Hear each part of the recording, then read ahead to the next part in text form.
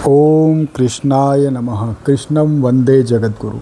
चलिए दोस्तों, आज हम छंदोग्योपनिषद शुरू करते हैं, उसके आगे के श्लोक का। उसके पहले हमारे एक जो व्यूवर हैं उन्होंने एक प्रश्न किया था कि ये जो योग है, योग करने वाले कई साधु मुनि हैं, वो भी भ्रष्ट हो चुके हैं, भ्रष्ट आचरण करते हैं, तो ऐसा क्यों है? और क्या योग ये एक्सरसाइज करना यही योग है? तो आज मैं योग के बारे में आपको बताना चाहता हूँ। हमारे शास्त्र में योग के बारे में जो बताया गया है उसमें योग के नियम होते हैं। अष्टांग योग जो शारीरिक जो एक्सरसाइज जो करते हैं आजकल, जो बाबा रामदेव जो करवाते हैं, उसको अष्टांग योग कहा जाता है।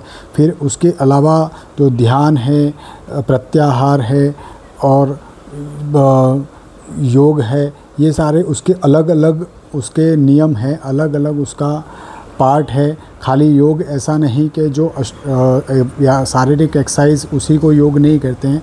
योग का मतलब होता है जो हमारे जो परमात्मा है उससे हमारा जुड़ाव, जोड़ना। योग का मतलब ही होता है जोड़। अगर आपका जोड़ सही ही हो बैठता है अगर परमात्मा के साथ में, तभी आपको शांति मिलेगी। नहीं तो आपने देखा होगा कि कितने जो साधु बने हुए बैठे हैं, वो कई तरह से योग करते हैं, मगर उनके अंदर शांति नहीं होती, उनका उग्र स्वभाव होता है और वो बहुत से न करने योग्य आचरण करते हैं। तो उसका रीज़न ये है कि उन्होंने अभी तक योग को पूरी तरह अपनाया नहीं है, खाली योग का एक हिस्सा को पकड़कर वो बैठे हैं। जब तक आप पूरा योग को नहीं समझेंगे और पूरा उसका अभ्यास नहीं करेंगे पूरी तरह से, तब तक आपके जीवन में शांति, आपके स्वभाव में, आचरणों में शुद्धता नहीं आएगी। जब तक आपके आचरणों में, आपके स्वभाव में अगर और मन में शुद्धता, बुद्धि में शांति नहीं आती है, मतलब आप अभी गलत दिशा में योग कर रहे हैं। इसीलिए आपको अगर योग के बारे में जानना है तो आप हमें भी संपर्क कर सकते हैं। हम योग के बारे में आपको संपूर्ण डिटेल में जानकारी देंगे। हमारे जो वीडियो है, पिछले वीडियो में भी हमने अपना नंबर दिया था। हमारा नंबर आप कॉन्टेक्ट नंबर लिख लीजिए 8160268586। इस नंबर पे आप कांटेक्ट करके आप अगर सीखना चाहते हैं तो हमें संपर्क कर सकते हैं। अब आगे छंदोग्योपनिषद के बारे में जो ऋषियों ने बताया उसके बारे में मैं आपको बताता हूँ। हमने पिछले वीडियो में दूसरे अध्याय के त्रयोदशीय खंड तक देखा। आगे ऋषि चतुर्दश खंड में बताते हैं कि उदयमान सूर्य हिंकार है, उदित हुआ सूर्य प्रस्ताव है, मध्यकालीन सूर्य उद्गीत है, अपराह्न कालीन सूर्य प्रतिहार है, अस्त होने वाला सूर्य निधन है, यह बृहस्पताम सूर्य में अधिष्ठित है। मतलब इस तरह से ये जो सूर्य है उसके 5 तरह से उसकी पूजा की जाती है। जो उदय होने वाला सूर्य है वो हिंकार है, वो उसकी शुरुआत होती है, और उदित हुआ, और जो उदित होता है उसके बाद उसको प्रस्ताव कहते हैं। और जो मध्य समय, जो मध्यकालीन जो समय होता है 12 बजे के आसपास को वो जो समय होता है सूर्य का, वो उसको उद्गीत कहा जाता है। और उसके बाद का जो समय है अपराह्नकालीन दोपहर का जो समय है उसको प्रतिहार कहते हैं। और अस्त होने वाला जो सूर्यास्त का समय होता है उसको निधन कहा जाता है। ऐसे सूर्य की 5 तरह से उपासना की जाती है। और भर शाम सूर्य में अधिष्ठित है, मतलब जो सूर्य के जो बृहस्पति से शाम, मतलब जो हमारे आत्मा देव है, जो परमात्मा है, वो सूर्य में प्रतिष्ठित है। ये ऐसा यहाँ पे ऋषि ने बहुत ही महत्वपूर्ण बात बताई है। तो इस प्रकार सूर्य की उपासना की जाती है। अब आगे पंचदश खंड के बारे में बताते हैं। यहाँ पे मेघों के बारे में बताया है, मेघों की उपासना कैसे की जाती है। मेघों का एकत्र होना हिंकार है, मतलब जैसे बादल एकत्र होते हैं धुएं के रूप में, वो हिंकार है शुरुआत। फिर मेघों का बनना प्रस्ताव है। फिर मेघों का जल बरसाना, मेघों का जो जल बरसाते हैं वो उद्गीत है। और बिजली का चमकना और कड़कना वो प्रतिहार है। और जो बिजली कड़कती है वो प्रतिहार है। और वर्षा का समाप्त होना, वर्षा समाप्त हो जाती है, उसको निधन कहते हैं।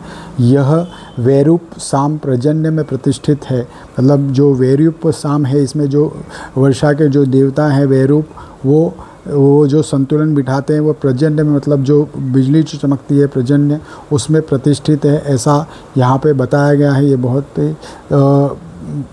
ऋषि ने बहुत ही महत्वपूर्ण बात बताई है कि ये जो अलग अलग जो देवता हैं जो हमारे इस सिस्टम में, इस जो वर्षा के चक्र में जो संतुलन बिठाते हैं, जो वैरूप साम है, जो इस जो वर्षा का क्रम है उसमें संतुलन बिठाते हैं, वो जो बिजली होती है उसमें वो प्रतिष्ठित होते हैं, ऐसा यहाँ पे बताया गया है।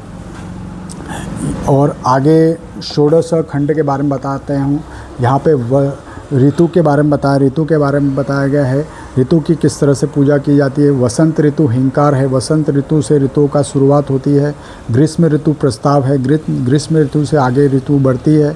फिर वर्षा ऋतु उद्गीत है, वर्षा ऋतु की सब कामना करते हैं, वो उद्गीत है, मतलब वो मेन है, इम्पोर्टेंट। शरद ऋतु प्रतिहार है, शरद ऋतु अब उसका मान लो एक तरह से अधेड़पन है। और हेमंत ऋतु निधन है, हेमंत ऋतु मतलब अब वो समाप्त होती है, हेमंत ऋतु के बाद वो ऋतुचक्र ये ऋतु का समाप्त होता है।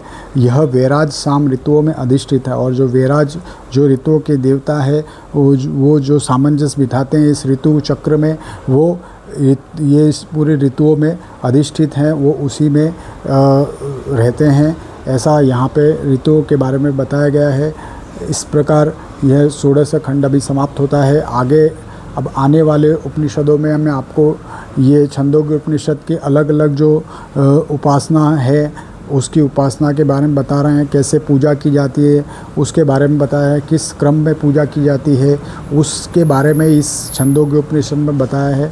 तो उस क्रम में आप जब भी पूजा करें, अगर ऋतुओं की पूजा कर रहे हैं, सूर्य देवता की पूजा कर रहे हैं या मेघों की पूजा कर रहे हैं, तो उनके जो क्रम में, इस क्रम में पूजा करना से आपको निश्चित ही अच्छा फल मिलेगा, ऐसा यहाँ पे ऋषियों के रिसर्च से उन्होंने बताया है। और हर एक जो ये देवता हैं, हर एक जैसे ऋतुओं के देवता अलग हैं, मेघों के देवता अलग हैं, सूर्य में देवता प्रतिष्ठित हैं, ऐसे अलग अलग इनके देवता उनको अधिष्ठित करके उनकी स्थापना करके उनकी पूजा की जाती है। ये इस प्रकार पूजन की विधि यहाँ पे ऋषियों ने बताई है और उसको आप समझें और उस प्रकार अगर आप पूजा करते हैं तो आपको निश्चित ही आपकी जो मनोकामना है वो पूर्ण होगी। जय श्री कृष्ण। आज के लिए इतना ही। कृष्णं वंदे जगद्गुरु। ओम कृष्णाय नमः।